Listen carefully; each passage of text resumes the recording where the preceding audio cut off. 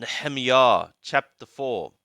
But it was that when Sanballat heard that we were building the wall, he was wroth and took great indignation and mocked the Yehudim, and he spoke before his brothers and the army of Shomron, and said, What are these feeble Yehudim doing?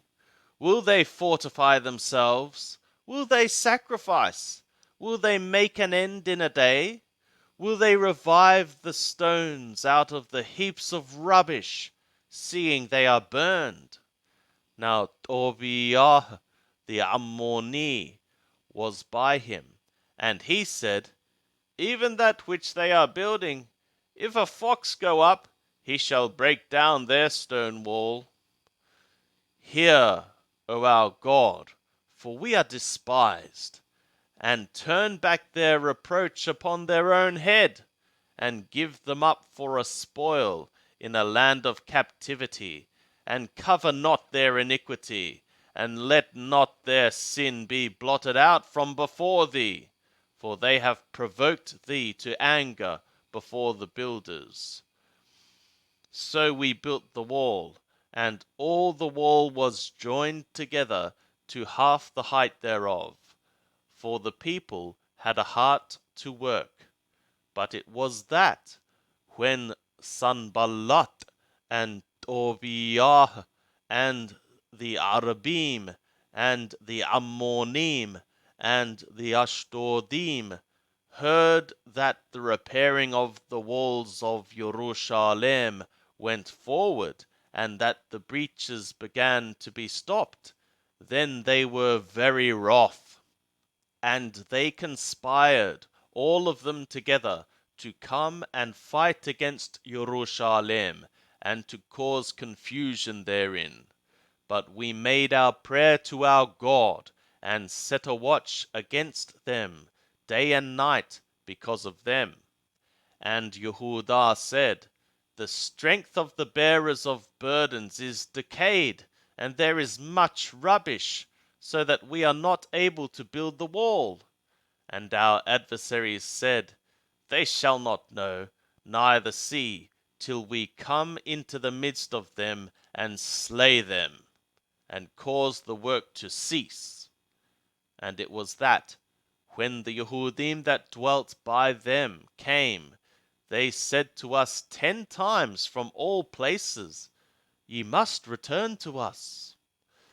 Therefore set I in the lowest parts of the space behind the wall, in the open places, I set there the people after their families, with their swords, their spears, and their bows.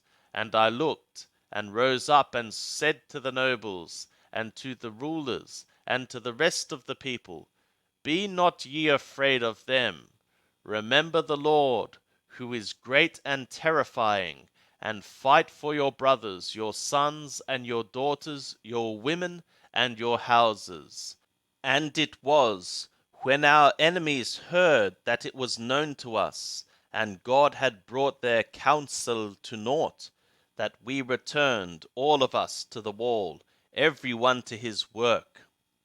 And it was from that time forth that half of my servants wrought in the work, and half of them held the spears, the shields, and the bows, and the coats of mail, and the rulers were behind all the house of Yehudah. They all built the wall, and they that bear burdens laded themselves. Every one with one of his hands wrought in the work, and with the other held his weapon. And the builders, every one had his sword girded by his side, and so built. And he that sounded the sounding horn was by me. And I said to the nobles, and to the rulers, and to the rest of the people, The work is great and large, and we are separated upon the wall, one far from another. In what place soever ye hear the sound of the sounding horn, resort ye thither to us. Our God will fight for us. So we wrought in the work, and half of them held the spears from the rising of the morning till the stars appeared. Likewise at the same time said I to the people, Let every one with his servant lodge within Jerusalem, that in the night they may be a guard to us, and may labor in the day.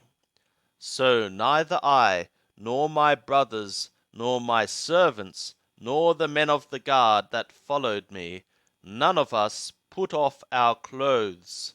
Every one went with his weapon to the water.